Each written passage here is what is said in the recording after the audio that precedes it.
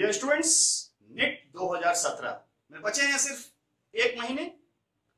आप लोग बहुत ज्यादा नर्वस होंगे, बहुत ज्यादा एंजाइटी हो रहा होगा। You must be feeling a lot of tension. Environment आपके चारों तरफ बहुत ज्यादा गर्म हो रहा होगा, और ऐसा हो भी क्यों ना। सिर्फ 1 महीने का अंतर अब ये डिसाइड करने वाला है कि आप क्वालिफाई करोगे या नहीं करोगे। आप एक अच्छे रैंक से क्वालिफाई करोगे या आप एक बुरे रैंक से क्वालिफाई करोगे। आपको एक मेडिकल कॉलेज में दाखिला मिलेगा या फिर आपको एक और साल चाहिए तैयारी करने के लिए।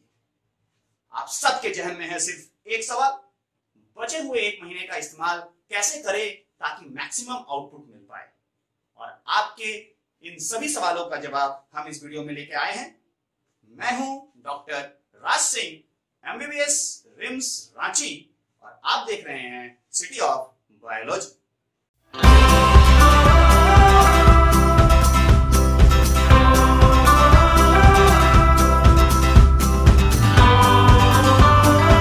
स्टूडेंट्स, अभी तक आपने बहुत ही हौसले के साथ बहुत ही अच्छी तैयारी की होगी।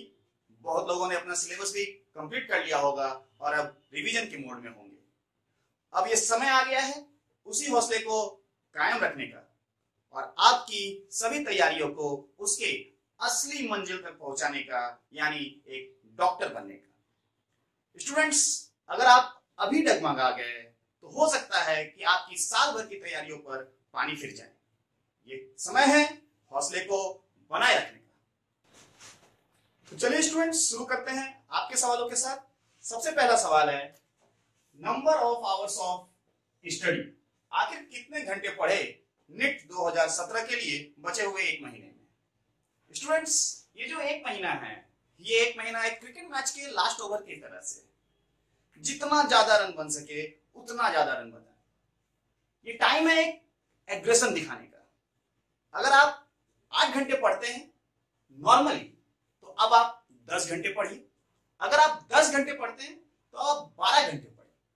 अगर आप 12 घंटे पढ़ते हैं तो 14 पढ़िए। 14 पढ़ते हैं तो 16 घंटे पढ़िए। जितना ज्यादा पढ़ेंगे उतना ज्यादा आउटपुट आपको मिलने वाला है। कोई भी यहाँ पे हार्ड एंड फास्ट रूल नहीं है कि मुझे 8 घंटा सोना ही है, मुझे 6 घंटा सोना ही है। स्टूडेंट, समय है एग्रेसिव होने का। ये एक कॉम्पिटिटिव एग्जाम है, जो जितना ज्यादा पढ़ेगा वो उतना अच्छा करेगा। अगले 1 महीने में इस बात से कोई फर्क नहीं पड़ता है कि आप थोड़ा कम सोते हैं, आप थोड़ा कम खाते हैं, आप थोड़ा कम नहाते हैं। अगर किसी चीज से फर्क पड़ेगा तो केवल एक चीज से पड़ेगा कि आप कितने आवर्स पढ़ते हैं। स्टूडेंट, आपको अपना मैक्सिमम परफॉर्मेंस देना होगा। इस कारण से ये जो number of hours of study है, इसका कोई भी सब्जेक्टिव रिप्लाई नहीं है। ये आपके पोटेंशियल पे डिपेंड करता है, आपका कितना सिलेबस बचा हुआ है। अगर आपके पास ज्यादा सिलेबस बचा हुआ है तो ऑब्वियस है आपको ज्यादा number of hours of study करना पड़ेगा। कुछ लोग बोलते हैं कि मेरे दोस्त की पोटेंशियल ज्यादा है, वो कम समय में ज्यादा चीजें सीख लेता है, मुझे उसी चीज को सीखने के लिए ज्यादा समय लगता है। बट ऐसी कोई बात नहीं है। प्रॉब्लम इसमें इस बात की है कि आपका जो दोस्त है, जब उसने उस टॉपिक को पहले पढ़ा होगा तो उसने उसे ज्यादा समय दिया होगा, उसने उसे उस समय ज्यादा अच्छा से सीखा होगा। दैट इज द रीजन कि वो अभी उस चीज को कम समय में सीख लेता है और आपको ज्यादा समय लगता है। स्टूडेंट, अब समय है अपने उस दोस्त को पीछे करने का। तो अगर आपका वो दोस्त 6 घंटे पढ़ता है तो आप 8 घंटे पढ़िए। अगर आपका दोस्त 8 घंटे पढ़ता है तो आप 10 घंटे पढ़िए। मुझे पता है मैं थोड़ा हार्श हो रहा हूं, लेकिन सच्चाई यही है। आपको अगर मुस्कुराना है तो थोड़ा दर्द जरूर सहना पड़ेगा। मुझे पता है आपको थोड़ी तकलीफ जरूर होगी इतना ज्यादा मेहनत करने में, लेकिन कभी भी हम जब एक कठिन रास्ते पे चलते हैं तो पैरों पे छाला जरूर पड़ेगा। स्टूडेंट, हम जिस मंजिल की तरफ बढ़ रहे हैं वो बहुत ही सुनहरा मंजिल है। जब हम वहां पर पहुंचेंगे हम अपने सभी दर्द को भूल जाएंगे। आपको ध्यान रखना है, जब एक दिया भी उजाला करता है तो वो भी तिल तिल कर जलता है।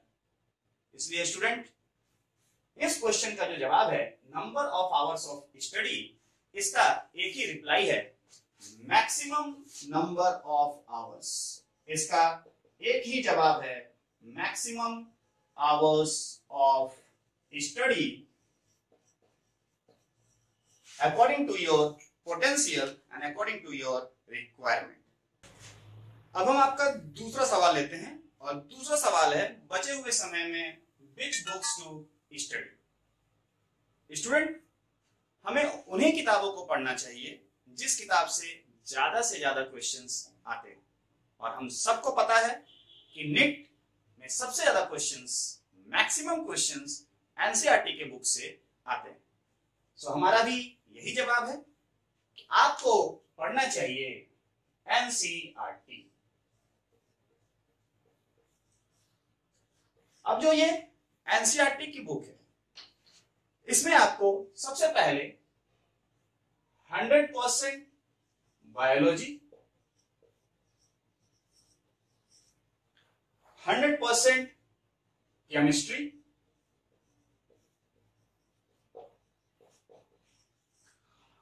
और फिजिक्स के लिए केवल मॉडर्न फिजिक्स, केवल और केवल मॉडर्न फिजिक्स. तो इन तीन चीजों को आप कवर करने वाले हैं केवल और केवल एनसीईआरटी बुक से. याद रखिएगा, बायोलॉजी, पूरा बायोलॉजी आपको केवल एनसीईआरटी बुक से पढ़ना है बचे हुए 1 महीने में. सेम थिंग आप करेंगे केमिस्ट्री के लिए भी. Physical chemistry, inorganic chemistry, organic chemistry, तीनों ही आप पढ़ेंगे केवल और केवल एनसीईआरटी केमिस्ट्री बुक से. बट फिजिक्स में आप केवल मॉडर्न फिजिक्स वाले पार्ट को पढ़ने वाले हैं एनसीईआरटी के बुक से. Rest part of the physics के लिए किसी भी तरह का थियोरेटिकल टेक्स्ट बुक का जरूरत इस समय नहीं है. स्टूडेंट, मैं आपको एक डेमोन्स्ट्रेशन दूंगा कि कैसे बचे हुए समय में आप इस एनसीईआरटी के बुक्स को पढ़ें. ऐसा नहीं है कि एनसीईआरटी के बुक्स आप पहली बार पढ़ रहे हैं. आपने स्टैंडर्ड 11th, 12th और उसके बाद भी जब भी आपने तैयारी की होगी मेडिकल एंट्रेंस एग्जाम के लिए, आप कंटिन्यूअसली इस बुक्स को पढ़ते आ रहे होंगे. हर टीचर आपको ये बुक पढ़ने जरूर बोलता है. अब मैं आपको बताता हूं कि कैसे हम लोग एनसीईआरटी के बुक को अच्छे से अच्छे तरीके से पढ़ सकते हैं. सिंस एनसीईआरटी का हर एक लाइन क्वेश्चन पेपर में अपीयर कर सकता है, मतलब हर एक लाइन इंपॉर्टेंट है. इस कारण से हमें पूरे के पूरे बुक को ऊपर से नीचे तक, शुरू से लास्ट तक पढ़ने की जरूरत है. मैं एक एग्जांपल लेता हूं, जैसे कि हम लोग लेते हैं बायोलॉजी की बुक.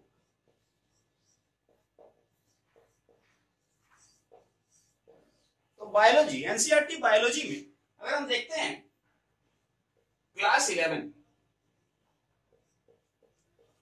11 की एनसीईआरटी की बुक में there are near about 342 pages. 342 pages. यहां पे हम लोग चैप्टर वाइज बात नहीं करेंगे, पेज वाइज बात करेंगे. उसी प्रकार से अगर हम लोग देखते हैं क्लास 12, तो क्लास 12 में near about there are 286 pages. Students, इस तरह से total near about we have 628 pages. 628 page है आपके पास पढ़ने के लिए बचे हुए 1 महीने में, मतलब लगभग 30 दिन में. अच्छी बात यह है कि 628 पेज में कुछ पेजेस ऐसे हैं जिसमें कि इंट्रोडक्शन पार्ट है, कुछ पेजेस ऐसे हैं जहां पर कि चैप्टर का समरी लिखा हुआ है, कुछ पेजेस ऐसे भी हैं जहां पे कुछ क्वेश्चंस लिखे हुए हैं. तो ये पेजेस आपके लिए अब उतने इंपॉर्टेंट नहीं. तो लगभग अगर हम देखें तो उस तरह के अगर हम एवरेज निकाले तो आई कैन माइनस हियर -128. तो नियरली बचते हैं 500 पेज. तो आपको पूरे बायोलॉजी में 500 पेज पढ़ना है. 500 पेज, वो भी केवल 30 दिनों में. तो अब इस 500 पेज को हम लोग डिवाइड कर लेते हैं 30 से. तो जब हम लोग इसको डिवाइड करते हैं तो ये एक एवरेज आता है नियर अबाउट 17 पेजेस का, कि आपको हर रोज 17 पेज पढ़ना है. आइए एक एग्जांपल देखते हैं कि कैसे हम बायोलॉजी की बुक को अच्छे से पढ़ सकते हैं. सबसे पहले स्टूडेंट, हमने अभी जस्ट कैलकुलेट किया है कि हर रोज आपको 17 पेजेस जरूर और जरूर पढ़ना है. तो आप अपने टारगेट से कभी भी पीछे नहीं रहिए। हर रोज 17 पेज का एक टारगेट बना लीजिए। अब मान लीजिए फॉर एग्जाम्पल आप स्टडी कर रहे हैं पेज नंबर 38। पेज नंबर 38 को जब आप रीड करते हैं, इस बार थोड़े स्पीड में उसको रीड करना है, क्योंकि आपने पहले भी इस पेज को पढ़ रखा है। पेज के लाइन से आप बहुत ही फैमिलियर है। अब आपको मान लीजिए उस पेज 38 में 8 इंपॉर्टेंट लाइंस मिलते हैं। You get 8 important lines in that page. Now what are these 8 important lines? ऐसे लाइंस जिनको कि आप एक्सपेक्ट कर रहे हैं क्वेश्चन पेपर में कि ये लाइंस क्वेश्चन पेपर में अपीयर कर सकते हैं। आपको क्या करना है, इन सभी लाइंस को सबसे पहले अंडरलाइन कर लेना है। अगर आप हाइलाइटर यूज करते हैं तो आप हाईलाइट भी कर सकते हैं। एक बार आप उसको अंडरलाइन कर लेते हैं, उन 8 लाइनों में से मान लीजिए 6 लाइन ऐसे हैं जो कि आपको पहले से ही याद है। They are too good in your memory. मतलब उन लाइंस को आप कभी भी नहीं भूलते हैं। जब आपने तैयारी की थी उन लाइंस को आपने बहुत ही अच्छे से याद कर लिया था। 2 लाइन हो सकता है कि ऐसा हो which you always tend to forget. आप उन 2 लाइनों को हमेशा भूल जाते हैं। अब हम क्या करेंगे, दोबारा से उन लाइंस को फिर से मार्क करेंगे। ये जो 2 लाइन बचे हुए हैं इसको हम लोग फिर से किसी और कलर से अंडरलाइन करेंगे। अब हमने इन लाइंस को अंडरलाइन क्यों किया है स्टूडेंट? इन्हें मैंने अंडरलाइन इसलिए किया है, जब मैं नेक्स्ट डे फिर से नेक्स्ट 17 पेजेस पढ़ूंगा तो मैं पहले के 17 पेजों को भूलने वाला नहीं हूं, उन्हें मैं फिर से रिवाइज करने वाला हूं। तो जब मैं फिर से रिवाइज करने वाला हूं, मेरे पास उतना समय नहीं है कि मैं फिर से पूरा का पूरा 17 पेज पढ़ सकूं। तो ऐसे समय में I am going to read only these 8 lines. 8 line पढ़ने का भी समय मेरे पास नहीं है कि मैं हर रोज पुराने 17 पेज का 8 लाइन को पढ़ पाऊं। तो उन 8 लाइनों में से मैं केवल इन 2 लाइनों को दोबारा से रिवाइज करने वाला हूं। तो हर रोज हम लोग नया 17 पेज पढ़ेंगे और पुराने वाले जो 17 पेज हैं, 2 दिन पहले के, 3 दिन पहले के, 4 दिन पहले के, उस पेजेस के ऐसे लाइंस जिनको कि मैंने मार्क करके रखा है, आई टेंड टू फॉरगेट, उन लाइंस को हम हर रोज रिवाइज करेंगे up to all this 30 days. इस तरह करके हमें पूरे बायोलॉजी के बुक को पढ़ना है। Not only biology, same thing हमें केमिस्ट्री में भी करना है, सेम थिंग हमें मॉडर्न फिजिक्स में भी करना है। स्टूडेंट्स, हमारा नेक्स्ट क्वेश्चन है इंपॉर्टेंट टॉपिक्स फॉर नीट 2017। अगर मेरी माने तो नीट एग्जाम में कोई भी टॉपिक कम इंपॉर्टेंट या ज्यादा इंपॉर्टेंस नहीं रखता है। हर टॉपिक को इक्वल वेटेज दिया जाता है। हर टॉपिक से क्वेश्चंस आने की प्रोबेबिलिटी उतना ही ज्यादा रहता है। फिर भी अगर आपको कुछ इंपॉर्टेंट टॉपिक्स पे पार्टिकुलरली फोकस करना है, जिनके बारे में आप एनसीईआरटी से आगे कुछ और पढ़ना चाहते हैं, वैसे टॉपिक्स हैं topics which appeared in the last 10 years of AIPMT or NEET exams। ऐसे टॉपिक्स जो कि पिछले 10 साल के क्वेश्चन पेपर में पूछे गए। ऐसे टॉपिक्स को आप अपने क्लास के नोट्स या किसी अच्छे टेक्स्ट बुक से जरूर पढ़ें। एनसीईआरटी से तो पढ़ना ही पढ़ना है। एनसीईआरटी का तो हर एक line should be at the tip of your tongue. लेकिन उसके बाद ये जो कुछ टॉपिक्स हैं जो कि बार बार क्वेश्चन पेपर में अपीयर करते हैं, उन टॉपिक्स के बारे में आप अपने क्लास नोट से भी जरूर पढ़ें। स्टूडेंट, मेरे पास एआईपीएमटी 2016 का बायोलॉजी का क्वेश्चन पेपर है। सबसे पहला क्वेश्चन मैं यहां देखता हूं, Gauss's principle of competitive exclusion states that, और 4 ऑप्शंस दिए गए। तो जैसे ही मैं ये क्वेश्चन देखता हूं तो सबसे पहला मैं टॉपिक्स को इस तरह से कलेक्ट करूंगा। How to collect the topics, how to collect the topics. So bio में मैं आपको एक सिंपल सा एग्जांपल दे रहा हूं। मैंने सबसे पहला क्वेश्चन पढ़ा। क्वेश्चन में Gauss's principle of competitive exclusion बोलता है, तो मैं इसको यहां पे लिख लेता हूं, Gauss's principle of competitive exclusion. तो ये टॉपिक को मैं अब अपने क्लास के नोट से अच्छे से पढ़ लूंगा। उसके बाद मैं नेक्स्ट क्वेश्चन देखता हूं। क्वेश्चन है, 2 polypeptides of human insulin are linked together by. सबको आंसर पता है, आंसर इज डाइसल्फाइड ब्रिजेस। अब मैं क्या करूंगा, मैं इंसुलिन को यहां पे अच्छे से लिख लूंगा। क्वेश्चन में इंसुलिन के स्ट्रक्चर के बारे में पूछा गया है, तो मैं अब इंसुलिन के स्ट्रक्चर को अपने क्लास के नोट से अच्छे से पढ़ लूंगा या किसी टेक्स्ट बुक से अच्छे से पढ़ लूंगा। नेक्स्ट क्वेश्चन है यहाँ पर, the coconut water of tender coconut represents. Coconut water के बारे में पूछा है। Actually the question is mainly revolving around the edible parts of the fruits. तो फिर से मैं एक तीसरा क्वेश्चन यहां बनाऊंगा, तीसरा topic, edible parts of fruits. Next question है, which of the following statement is wrong about viroids। तो फिर से मैं अपना चौथा टॉपिक लिख लूंगा, viroids। यह है 2016 AIPMT का पेपर।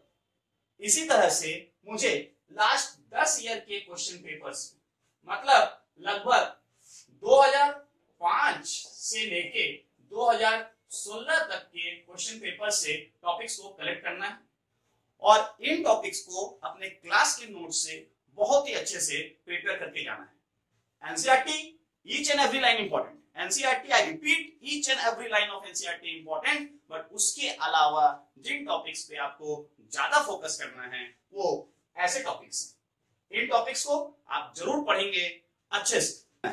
मैं फिर से बोलता हूं, ये चीज केवल आपको बायोलॉजी के साथ नहीं करनी है, सेम थिंग आपको केमिस्ट्री के साथ भी करना है, सेम थिंग आपको फिजिक्स के साथ भी करना है। केमिस्ट्री और फिजिक्स में आपको देखना है कि किस कॉन्सेप्ट से न्यूमेरिकल आते हैं, किस टॉपिक से न्यूमेरिकल्स पूछे गए हैं, और उस टॉपिक्स के न्यूमेरिकल को आपको बार बार प्रैक्टिस करना है। तो this is how we collect the important topics for NEET 2017 exam. Important topics वही हैं जो कि पिछले 10 साल के पेपर में पूछे गए। स्टूडेंट्स, हमारा नेक्स्ट क्वेश्चन है, which questions to practice? No doubt about that.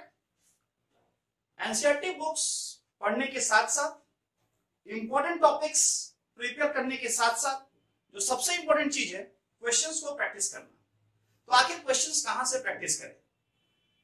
इसका एक सिंपल सा जवाब है, AIPMT 2001 to 2016 physics, chemistry and biology, each and every question you should know। Her question के बारे में आपको पता होना चाहिए, हर क्वेश्चन का आंसर आपको याद होना चाहिए। मैं आपको नहीं बोल रहा हूं कि आप आंसर्स को बस रट ले, बट जब आप इन क्वेश्चंस को बनाते हैं, सिंस एग्जाम में सेम 4 ऑप्शंस अपीयर करते हैं, तो आपको वो आंसर खुद पे खुद याद हो जाता है।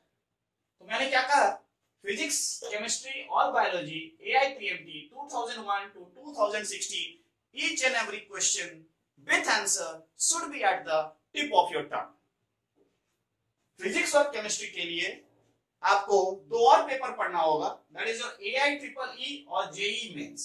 इसके क्वेश्चंस भी जो भी फिजिक्स और केमिस्ट्री के आते हैं उनको भी आप जरूर प्रैक्टिस कीजिए। ये बार बार देखा गया है कि बहुत सारे क्वेश्चंस ऐसे आते हैं जो कि पुराने एग्जाम्स में ऑलरेडी अपीयर कर चुके हैं। सिंस उनका आंसर आपको पहले से पता होता है, उनको टिक करने में सबसे ज्यादा मजा आता है, क्योंकि आप पूरी तरह से श्योर रहते हैं कि आपका जो आंसर है वो बिल्कुल ही सही है। आप देखते हैं कि नियरली आपको 15 पेपर AIPMT का और उसी प्रकार से लगभग 15 पेपर AIEEE और JEE मेंस का प्रैक्टिस करना है। मतलब in total you have 30 papers. 30 paper को आपको बचे हुए 30 दिन में, इन 30 डेज पूरी तरह से कंप्लीट कर लेना है, हर रोज एक क्वेश्चन पेपर। तो आपका ये टारगेट होना चाहिए कि आप हर रोज एक क्वेश्चन पेपर जरूर कंप्लीट करें। धीरे धीरे जैसे जैसे मैं आगे बढ़ते जा रहा हूं, आपके लिए मुश्किलें बढ़ती जा रही। सबसे पहले मैंने कहा एनसीईआरटी, उसके बाद मैंने कहा इंपॉर्टेंट टॉपिक्स, और उसके बाद मैं अब बोल रहा हूं कुछ पेपर्स प्रैक्टिस करने के लिए। घबराने की बात नहीं है स्टूडेंट, जिस मंजिल की तरफ हम बढ़ रहे हैं वो मंजिल बहुत ही बड़ा है। थोड़ी तकलीफ जरूर होगी, बट आप जब उस मंजिल पर पहुंच जाइएगा तो आपको बहुत ही अच्छा अनुभव होने वाला है। तो घबराने की कोई भी बात नहीं। अभी मैं इसमें और भी कुछ ऐड करने वाला हूं। ऐड करने के लिए मैं बात कर रहा हूं something about physics and chemistry. Physics और केमिस्ट्री के लिए, स्पेशली केमिस्ट्री के लिए मैंने आपको बताया है कि NCERT text book each and every line we have to study, but physics के लिए मैंने आपको केवल मॉडर्न फिजिक्स को एनसीईआरटी से पढ़ने के लिए कहा है।